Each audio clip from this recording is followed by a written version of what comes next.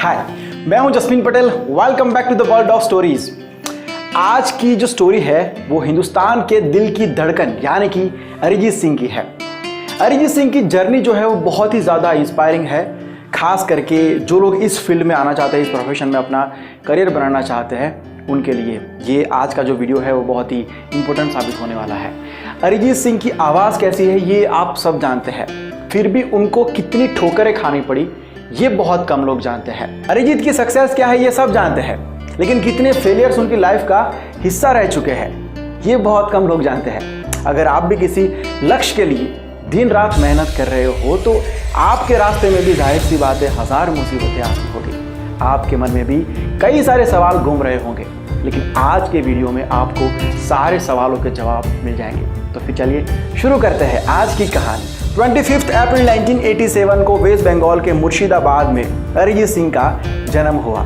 उनके पिताजी पंजाबी थे, LIC में काम करते थे, मॉम बंगाली थी और हाउसवाइफ थी। अरिजीत सिंह ने अपनी स्कूल की पढ़ाई जियागंज राजा बिजोय हाई स्कूल से की है और स्कूल की पढ़ाई के बाद उन्होंने जियागंज के शिपर सिंह कॉलेज में एडमिशन लिया था। पढ़ाई की बात करें तो अच्छे खासे थे, ठीक ठाक से थे, लेकिन म्यूज़िक से उनको बहुत ज़्यादा प्यार था और म्यूज़िक से इतना लगाव था। उसका बड़ा रीज़न था उनके फैमिली का बैकग्राउंड। उनके खून में म्यूज़िक था ऐसा कह सकते हैं। एक्चुअली अरिजीत सिंह के ननिहाल का संगीत के साथ बड़ा गहरा रिश्ता है। उनकी जो नानी है वो इंडियन क्लासिकल में वेल ट्रेंड है, उनके जो मामा है वो तबला वादक है, उनकी मौसी सिंगर है, उनकी माँ भी बहुत ही अच्छा गाती है। तो अब घर में ही ये माहौल हो संगीत का तो फिर बच्चे भी यही सोचेंगे कि मैं भी बड़ा होकर इसी फील्ड में कुछ करूँगा। एक तो किसी फील्ड में इंटरेस्ट हो और उसको उसका माहौल मिल जाए तो उस इंसान का उस डायरेक्शन में ग्रोथ जल्दी हो जाता है। अब ये फैमिली ने भी देख लिया था कि अरिजीत को म्यूज़िक की दुनिया बड़ी अच्छी लगती है, तो उन्होंने तय किया कि हम अरिजीत सिंह को प्रोफेशनल ट्रेनिंग दिलाएंगे म्यूज़िक के अंदर। देखो ये बात है फैमिली सपोर्ट की। बच्चा बड़ा होकर क्या बनेगा ये काफ़ी डिपेंड करता है कि उसकी फैमिली ने उसको कितना सपोर्ट किया था बचपन में।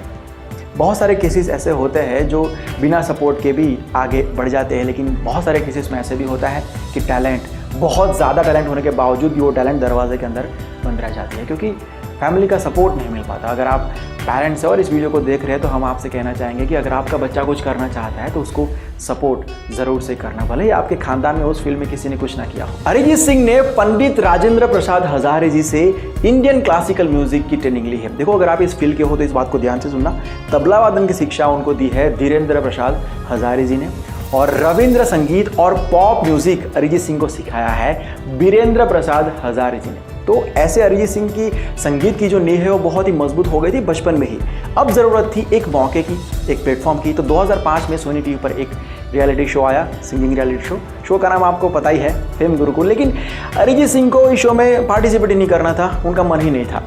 तो उनके गुरु ने यानी कि राजेंद्र प्रसाद हजारे जी ने अरिजीत सिंह को कहा कि बेटा तुझे इंडियन क्लासिकल म्यूजिक के आगे भी बहुत कुछ सीखना चाहिए, यहाँ तक तुझे सीमित नहीं रहना चाहिए। और दूसरा बड़ा रीज़न ये था कि अरिजीत सिंह शंकर महादेवन जी के बहुत ही बड़े फैन हैं क्योंकि उनका जो बैकग्राउंड है वो भी क्लासिकल है। तो अरिजीत को बाद में ये पता चला कि इस शो के अंदर शंकर महादेवन जी जज होंगे, तो ऐसे करके उन्होंने फिर इस शो में पार्टिसिपेट करने का फैसला कर लिया। अब यहाँ से देखो अरिजीत का सफ़र। अरिजीत एक सोलफुल वॉइस के मालिक तो बन चुके थे पहले से ही, उनके सुर इतने पक्के थे क्योंकि इतनी मेहनत करके प्रोफेशनल ट्रेनिंग लेके यहाँ पर आए थे, तो टैलेंट की कोई कमी नहीं थी।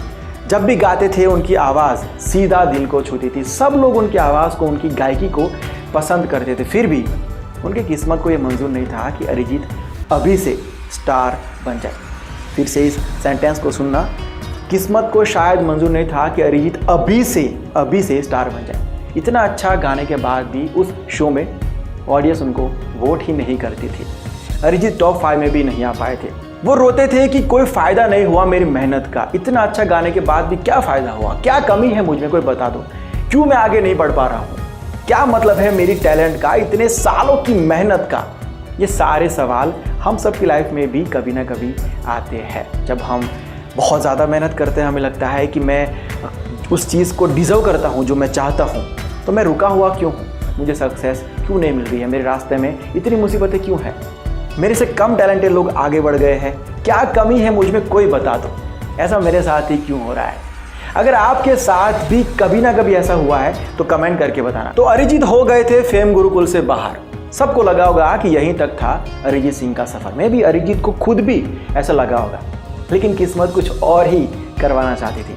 ऐसे झटके लाइफ में क्यों आते हैं, ये बात मैंने लास्ट पॉडकास्ट में कवर की है, लिंक आपको डिस्क्रिप्शन में दिया हुआ है, उसे ध्यान से सुन लेना। ज़रूरी नहीं है कि सक्सेस तक पहुंचने का रास्ता हमें जो दिख रहा है या हमने जो प्लान किया है वही हो सकता है कि उससे बेटर कोई रास्ता जो तुमने नहीं देखा है, तुम नहीं देख पा रहे हो, लेकिन कायनात, ऊपर वाला, जो भी आप मानते हो, उनको पता है।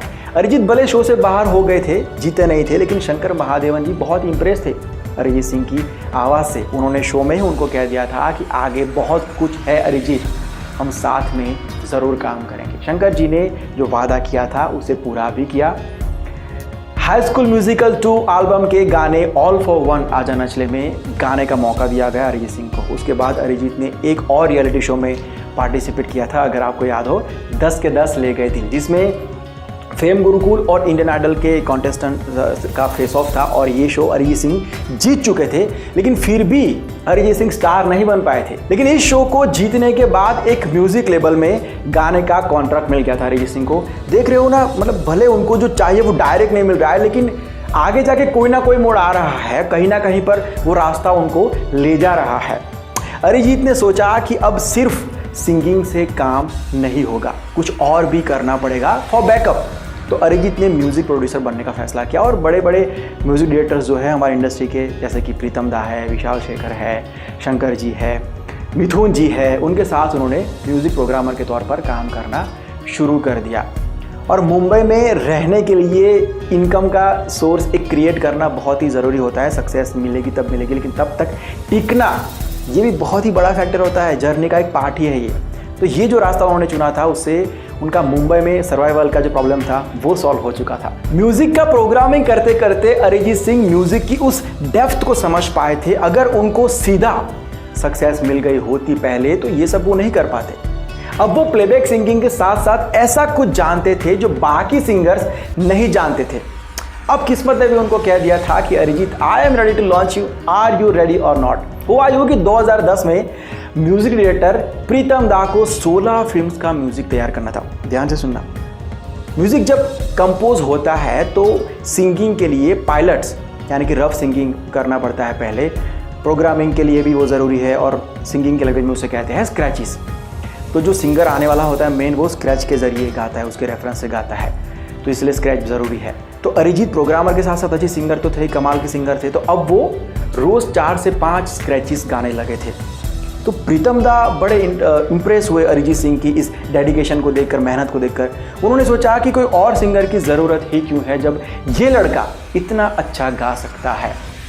तो वहीं से प्रीतम दा ने अरिजीत सिंह को अपनी फिल्मों में गाना गवाना शुरू कर दिया था।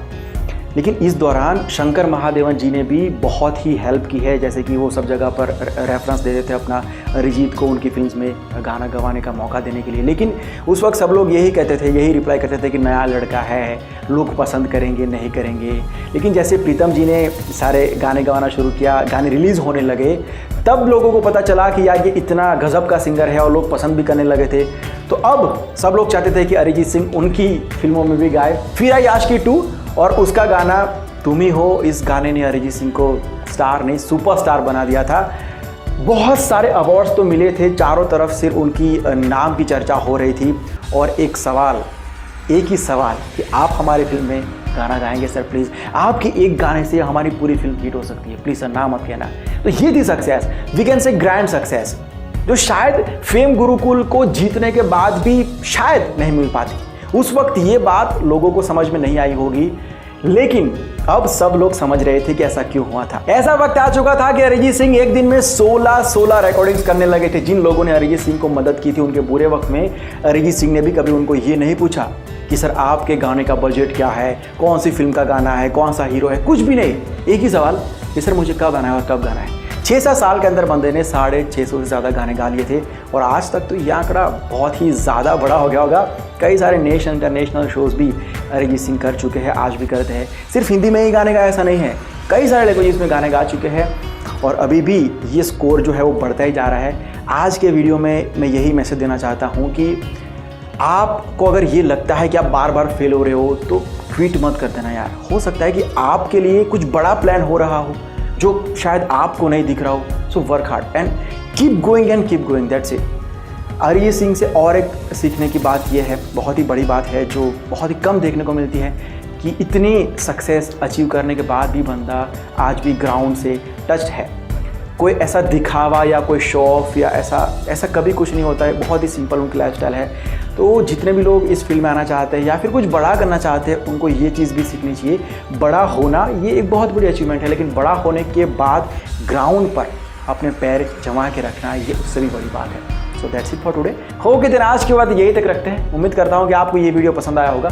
अगर पसंद आया है, सच में पसंद आया है, तो लाइक और शेयर ज़रूर करना। हमारे साथ जुड़े रहना आगे भी, क्योंकि हम यहाँ पर आपके लिए अमेजिंग स्टोरीज़, हर तरीके की स्टोरीज़ लेके आते हैं। और हाँ, अगर आप हमारा मॉर्निंग मोटिवेशन पॉडकास्ट नहीं सुनते हैं तो एक बार ट्राई ज़रूर करना, आपको पसंद आएगा। हम यहाँ पर रोज़ सुबह 6 बजे आपके लिए एक एपिसोड टेलीकास्ट करते हैं। अगर मुझसे डायरेक्ट कुछ कहना है, मेरे लिए कोई मैसेज है, तो ये इंस्टाग्राम आईडी है, लिंक आपको डिस्क्रिप्शन में दिया हुआ है, मैसेज ड्रॉप कर दीजिए। अगर इस वीडियो को आप फेसबुक पर देख रहे हो तो पेज को लाइक कर देना। कॉलिंग कोड आपको मिल गया होगा जल्दी से। डिस्क्रिप्शन में जो नंबर दिया हुआ है व्हाट्सअप नंबर, उसके ऊपर मैसेज कीजिए। सबसे पहले मैसेज करने वाले 2 लोगों को मैं डायरेक्ट कॉल करूँगा। मिलता हूँ बहुत जल्द एक नए वीडियो के साथ, एक नए सब्जेक्ट के साथ। Bye, take care and see you soon and always keep smiling.